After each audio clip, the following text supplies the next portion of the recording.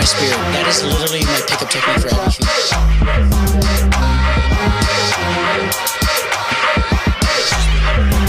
That's a fact. According to who?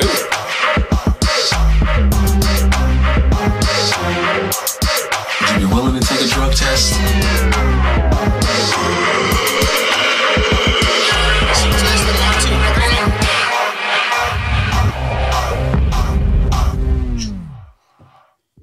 Welcome back, everybody. We have no idea when this episode's going to release, but this is episode 98. We're figuring out. We want to get this out before your show next week so we can get some people to come view.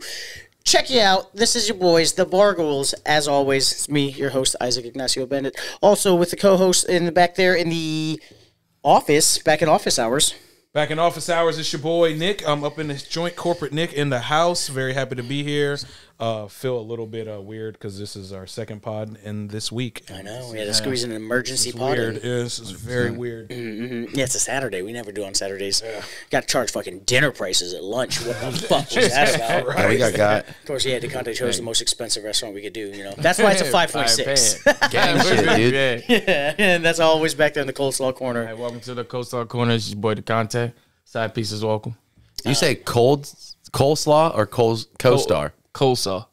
Let's try one more time. You didn't say good that time. Coleslaw. Yeah. Coleslaw. That's how he judges restaurants. Yeah. Really? If they have that's his litmus test. He's like, if their coleslaw's bad, everything's bad. Yeah, because if you can fuck up coleslaw, what else can you fuck up? He says that like it makes sense. Yeah, literally. Because it's an easy dish. That is a very weird hill to die on. That's what I'm saying. You're like, if you fuck up coleslaw, like that's super. I don't agree. I don't agree. Yeah, but, you know, It's okay to be wrong. tell him. Hey, I mean, it's coastal. That's how I do it. It's his thing, man. It's his thing. That's his hill to die on, is fucking coleslaw. But those are the characters. DeConte is the coleslaw corner kid. Also, the fifth dentist, we call him, because he will literally disagree with whatever you say just for the hell of it. Who the fuck are you? Like that's his thing. That's his thing. And then we got corporate Nick over there. You know, he's corporate Nick because he's management. For those who don't know at home, he's management. Dante and I, we're still front of house. We're faces. He's the dickhead manager, the corporate, and that's how. Good job. Is. Yeah. And then here to my right, we got local superstar. Not local, technically. You're Norfolk, right? Yeah. Because we've had somebody see you actually in Richmond. You're Nick. Your lady saw Richmond, right? Yeah, down at the Nate Jackson. Yeah. My lady saw you. You featured for him. I did. Yeah. That was a fun weekend, honestly. That's probably one of the most completely unrelated to anything involving like me being good at comedy, but that's like one of the I think that's the biggest financial weekend I've ever had doing comedy. Oh hell yeah! His crowd bought more merch than any crowd I've ever performed in front of. Mm-hmm. And who are you, real quick, for the people at home? I am gay Nick. No. We got to differentiate between the Nicks. That checks out. He's corporate Nick, and I'm canceled Nick. Nick Deez, comedian extraordinaire. It's on the board. Nick Deez.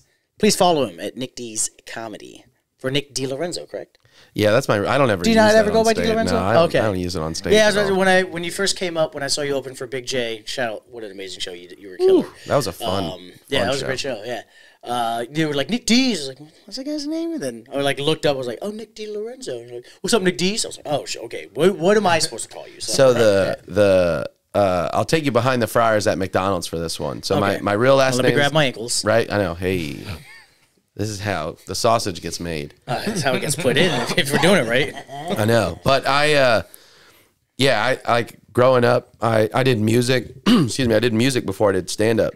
And doing music, like I remember back in the day on MySpace, I changed my name when I was in high school to Nick D's Nuts on MySpace. Sounds about right. Oh, right? Nick D's Nuts. That sounds like oh, okay. Yeah, it was Nick D-E-E-Z Nuts with a Z to match. 3 E's though. No, just 2 E's. Oh, okay, Mr. D-E-E-Z. And then I started doing music, and it kind of stuck. So when I first started doing stand-up, the little, like, fun fact is my first, 2 or 3 months in doing comedy, I used my actual last name. Yeah. But being new in comedy, being, like, somebody that nobody knows, no one cares. Yeah, they don't give a fuck. So 90% of the time you go up and people fuck your name up, and then you're like, no, that's not my name. As you're walking to the mic and they go, yeah, whatever. Or you'll have people come up after you correct them and they're like, I don't care. Yeah. I don't care. So then it's like awkward. You got to make a name before you. So then I was like, respect it. all right, well then fine. I'll just go by Nick Deez because I've always felt more comfortable using that anyways. And that was like what I did with music. So it just kind of stuck. So Nick asked him about his music because obviously you have some questions. He did music too. Yeah, I was. So what kind of music did you do? Were you a? Black Church. Oh shit, Kirk Franklin. Nah, I made that up. Can I get a witness? Oh, sorry. Yeah. I'm trying to Keep fighting with me. yeah, I'm trying to take these chains off my feet so I can dance because I'm just trying to praise him. You know what I'm saying? Just try to praise him. What you gonna do? Sorry. Right, yeah. Dakota, you got anything? No, I've never any black church. He's black atheist. Sorry, black atheist. Yeah. Stomp. Yeah. Come on, way stomp. Keep fighting with me. Worship hour, worship hour. Did you like do hip hop or was it? No, I was kidding about that entirely. We assumed. but- yeah, No, I yeah. assumed. Yeah. No, I played the bass. I sang in like metal bands Oh, nice. for years. Yeah, I Were did you the like screamer? Yeah. I did like Damn. like hardcore metal music for Oh, years. damn, that's scary. Yeah. Yeah, I was So on the whole opposite end. I was the hip hop guy.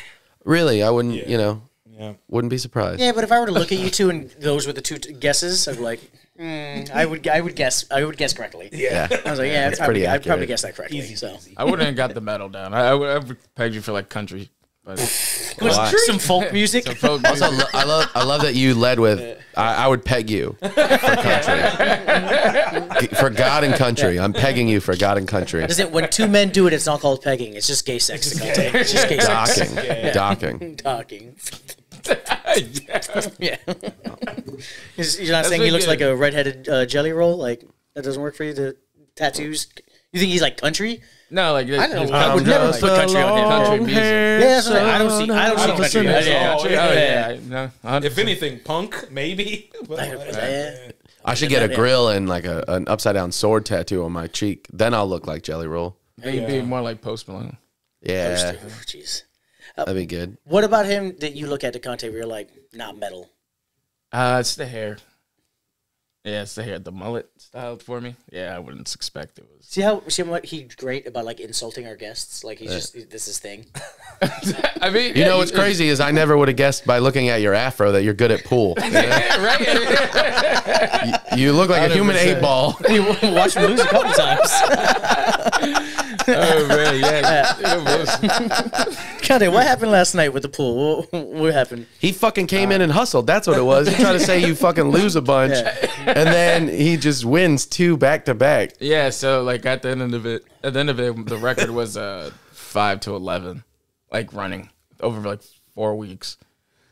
So we play a lot of Yeah, play a lot of and race Darian, three who I said matches. he'd never actually beat. It's 5 to 11. So 5-11. After last night, so you're losing. I'm 11 up. Oh, I thought 5 out of 11. Okay. No. Gotcha, Yeah. gotcha. Out of 16 games, I've won 11 up. Gotcha. You won 11. Damn. Yeah. Yeah, he's actually good. It's how would you describe Nick's pool talent? You know. Billiards for the educated man. Billiards for the Finesse. educated Finesse.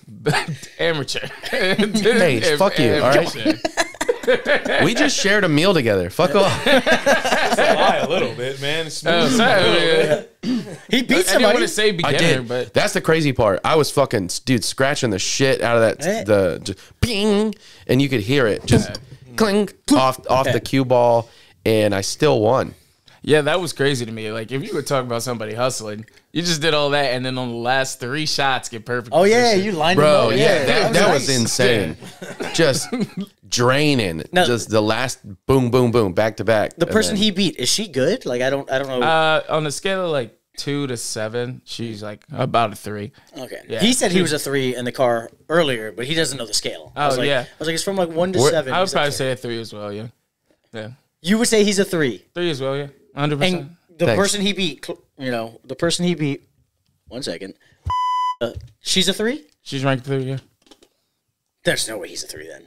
yeah. Bro, he was missing the white ball. Yeah, but he won it at the end. Yeah, okay. You know what I mean? Beating a 3 don't make you a 3. You know what I'm Hey, saying? man, I just want you to know it's not about the shots that you miss. Yeah. It's about the shots that you take. And when it came down to it, you hit that 4 in a row. You, fucking- bro. you cleaned it up. It's clean. That was a chef's kiss at the end too. Yeah. Just a nice little button. 2 rails and position. That just was great. I don't know what you just said, but yes, I won. Rails and position. That I don't know what sounds that like means. porn to me. So Was that Backdoor Sluts 4? The pool hall? Is a Bella Danger around? The fuck? So Where is she? two rails just means you got the cue ball to hit 2 rails and get all the way back up. And position just means you got right behind the ball. So 2 rails in position. Nice. I'm still confused. Can we do the Zach Galifianakis thing again? Like we did a couple episodes? I don't know what's happening. All right, let's talk a run it little from the bit top. Sorry, guys. Run it back real quick. 2 rails. No. Fucking 2 girls, 1 rail. You came in last night. He happens to be in town. He's hosting at Comedy Loft. None of you guys are going to see that because it's going to come out after that. But he will be back in town. So you're just in town. I met you down in Virginia Beach. Yeah. Real cool guy. Hilarious comedian. I bought some of your merch, and then I was just like, you know what? Let me just hit this guy up to see if, get him to probably do the podcast. And you were so fucking cool about it, man. Thanks, man. Yeah, I loved your energy. It was. I remember telling the boys, I was like, "Yo, he said he'll come up to us." I was like, "No, we'll bring the show down to Virginia Beach. That's no problem." But love the energy. You're a killer. How did you start? When did your transition? Because this is a show about restaurant industry, Sure. the bar industry. When did you get out of the bar industry? Like, 'cause you had a few jobs in there, but Yeah. Okay, we're always fascinated about people who get out. 'Cause So restaurant- I worked at restaurants. So funny story. So like way back when, after I graduated high school, it was like a year or so after that, I was working at Sears and I got fired for calling out sick. Bro, you just called yourself so old. You worked at Sears. Yeah, Dang. I worked at Sears in the lawn and garden department, and then I when I turned 18, they let me move up to fucking selling lawnmowers and shit, which was cool. Okay. It was dope, That's where and the money's I had to at. be like, yeah, this one's got like a impeccable turn radius, and it's like dual 0.4 whatever. horsepower. 2 cup holders. Yes, 2. but I got fired from that job. So my best friend at the time was in a car accident, and I was like, oh guys, I can't come in today. My brother got in a car accident, and then my managers caught me in Qdoba that was attached to the mall that same day with my buddy with crutches, his girlfriend, and they were like, I thought you couldn't come in to work today. And I was like, Clearly, yeah, I mean, he's in crutches. Yeah, I'm emotional support now. I didn't come to work. But then they called me up, left me I called out and I was like, I'm not gonna be able to make it. My brother got in a car accident. Then they called me back and left me the politest firing voicemail ever. They go, sorry to hear about your brother, but we just want to let you know that we don't need you to come back. And I was like, all right, cool. Sorry you got bad news. They were Here's some more. They're like, hey man, hope he's not ill, but goodbye.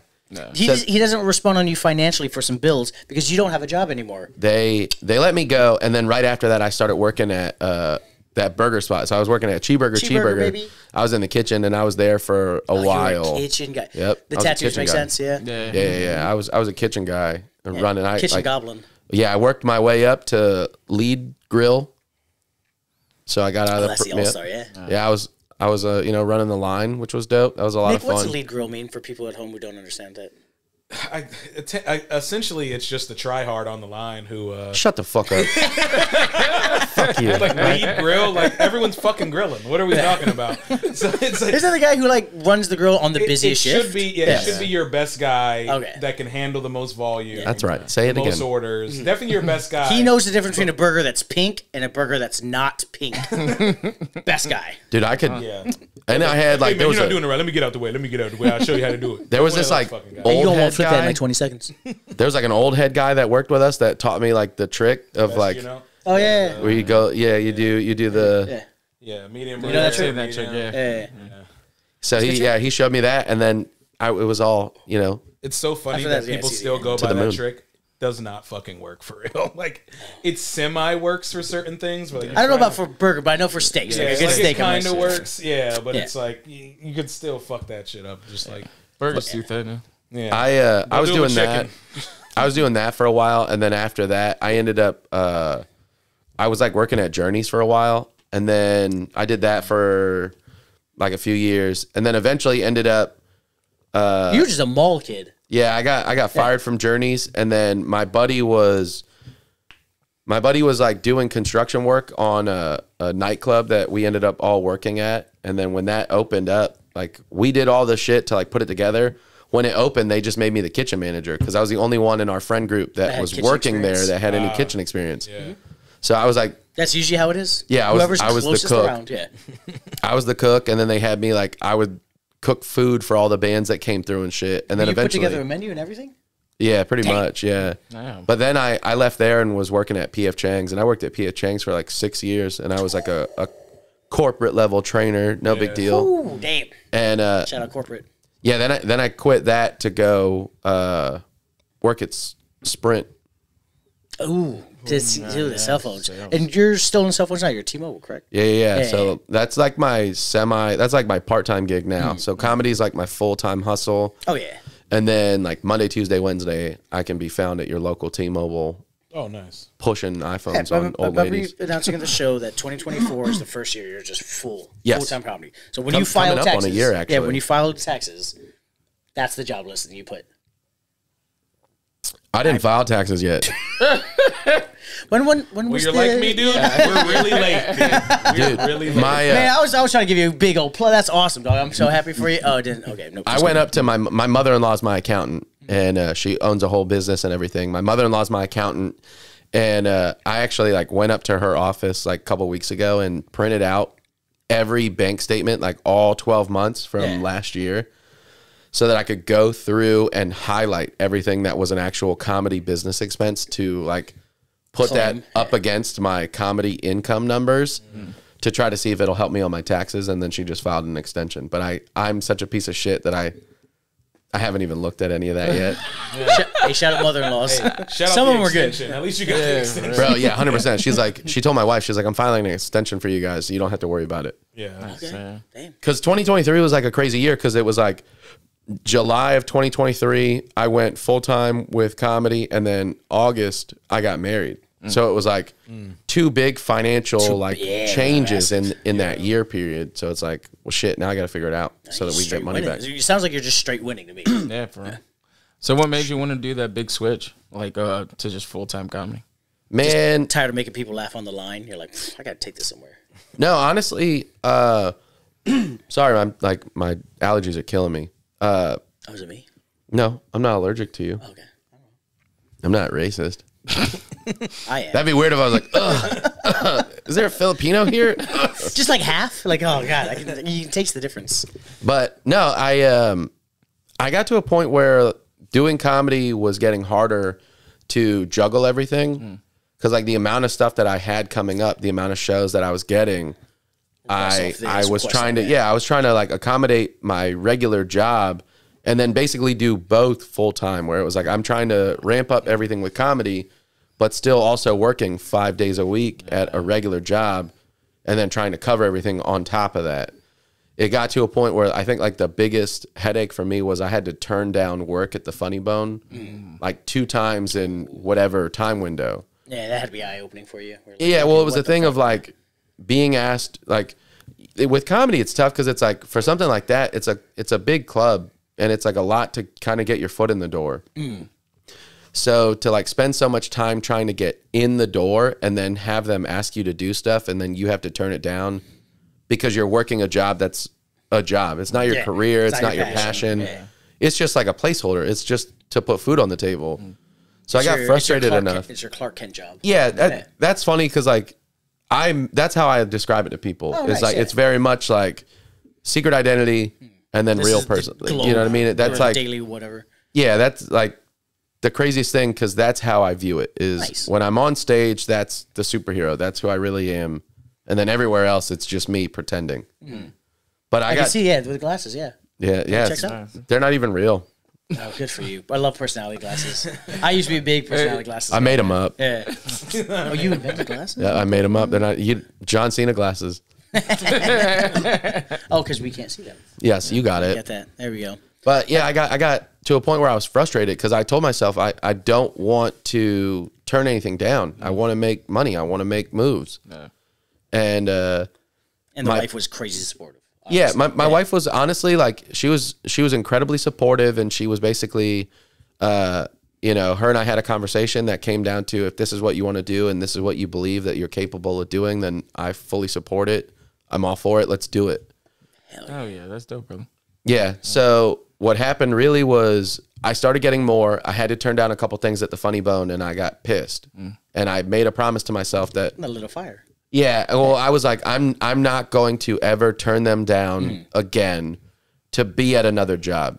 If I can be in a position where they ask me to do a show and I'm already booked, that's different. Yeah. I'm turning it down to already be doing turn it down something for that I'm T-Mobile. passionate about. Exactly. Hey. Like if I'm doing something with my family, I could turn it down or figure out a way to balance it, whatever. But if it was like me just sitting up there working for a corporation, just doing whatever, then to me at that point it was unacceptable. That wasn't. I can't imagine how like upsetting that shift is. Because I don't know exactly your capacity at these jobs, but just doing whatever that run of the mill job is, and just thinking like I could be on stage crushing. Oh, dude, I've been with as of now. I've been with T-Mobile. I mean, I was with Sprint originally, but with the merger, I've been with that company 10 years. So I've been there for 10 years. So it's like I have a lot of time and emotions invested into it. And like I was at one point trying to work up towards management, and then I started stand up. And as soon as I started stand up, that all changed. Everything changed. You caught the bug. Yeah.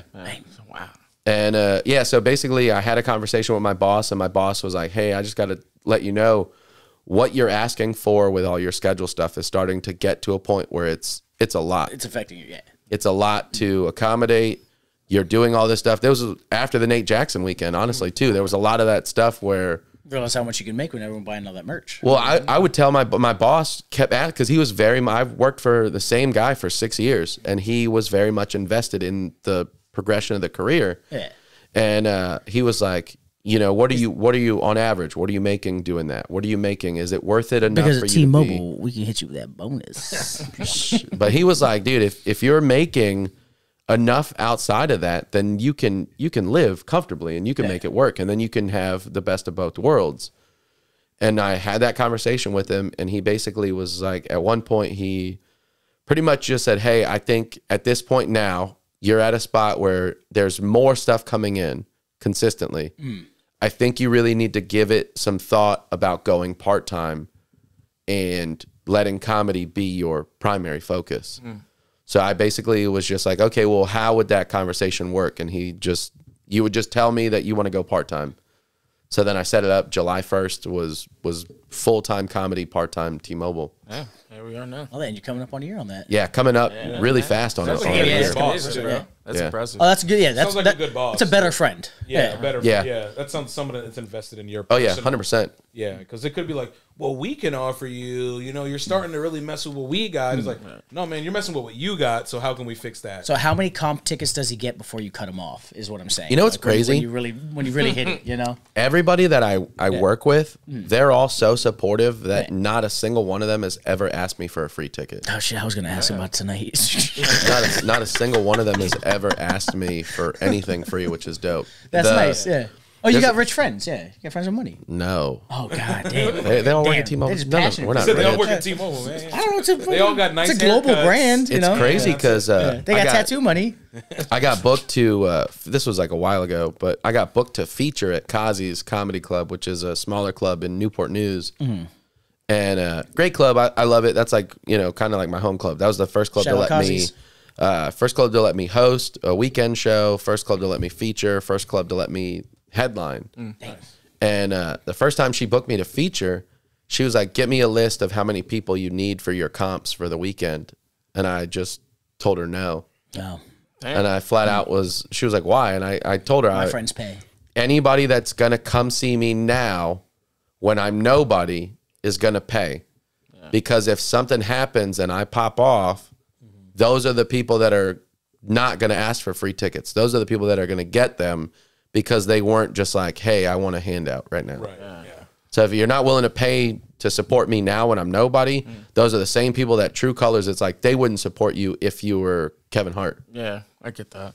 Can you describe the difference? Because I know DeConte was asking me about this yesterday. And I couldn't give him the clear answer. When you say differencing between like hosting, Sure. Featuring, headlining. Yeah. Because you were asking me. I was that's asking. It was. Yeah, I didn't know the difference between them. So like MC or host is your opener. That's who goes up, hey, what's up, everybody? Thank you guys for coming out to the show, blah, blah, blah. And Are you then excited to see your headliner tonight? You got to see me first. yeah, you're basically like, if you think of it in restaurant terms, you're the hostess. I got you. You're the person seating the table. Like you're taking the crowd to where the show's going to happen. So like it's your job from start to finish to basically go, hey, look, these are the rules. Sit down, be quiet, blah, blah, blah. Don't disrupt everyone around you. Got you. You go through all that. Kind of thing. Yeah, exactly. Navigate the crowd through the show. You're basically you 100%. You're the teacher. You're giving that like conversation, that lecture up top, saying, "Hey, this is how you're expected to act when you're here," and then I do the funny part. So like the first minute or so is always spent, Explaining the rules. table touch, introduction. Fire exits are to your left and to your right. Yeah, that whole thing happens first. Gotcha. And then your feature. the feature or middle act is normally a host will do like 10 minutes.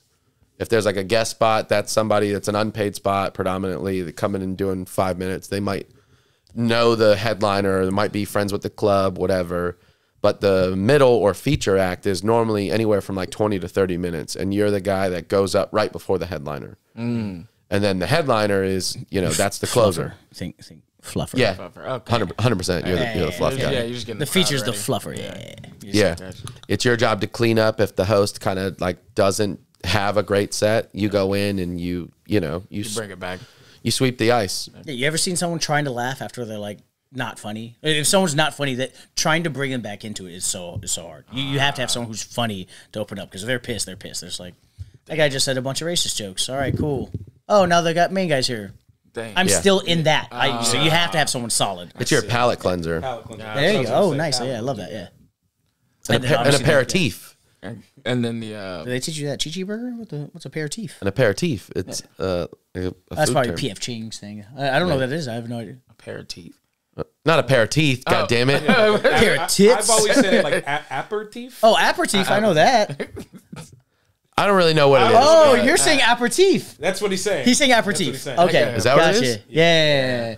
That little cleanser. Yeah, an aperitif. That's what it's called? Say it one more time. What'd you say? Aperitif. Your shout out Norfolk, baby. All right, man. Fuck you guys. All right, you're not gonna bring me here. I was trying to get my boys in, like what they don't know what the fuck he's saying. Yeah, no, I was just like, I knew what hey, he no, was saying. I thought this was like a PF Chang's. I was like, DeConte legit said aperitif. not just one of them, like two. Yeah, two aperitif. Yeah. He said he got grills. There you go. You went to Johnny Chang. He got two. Yeah. and then- I got two. Teefs. Shout out Teefs. Oh, shout out all teeps. Shout out to Teeth, man. Big teeth coming. Dentist. And the headliner, obviously, the big guy. Yeah, the one the everyone's main here to see. show. Yeah. Get that. That is hilarious. That's the main event basically. Got you. If you think of it in wrestling terms, it's your mid card guys versus your main event. Okay, cool. Let's actually wrap that for part one, because we're going to put this out in two parts. We do 30 minute. When we come back for part two, we're actually going to be talking to Nick Deez a little bit more. We're going to play our game, Bar Enemy, Bar Friend. We're going to ask him questions about the industry that he worked in. We're going to ask him some comedy questions, because we always believe that comedy is super adjacent towards the restaurant industry. Are you staying behind when you hit corners, with the people there? Do you know the terms? I still do that. I know, yeah. I know you do, because you've worked the industry. We'll tune into that with episode 2 that'll come a little later, 98.2? Yeah, 98. Yeah, 98.2. No lunch review. We're just going to be interviewing this guy more, Bar Enemy, Bar Friend, and we might have a little fun story about a fight from the other night.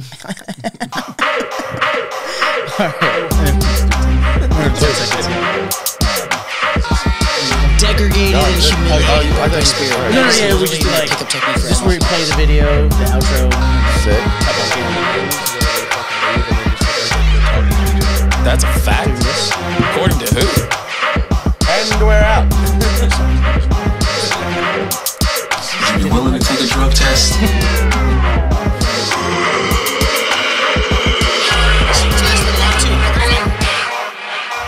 You want to take the shots on this one? Yeah, we'll do the shots on this one, yeah.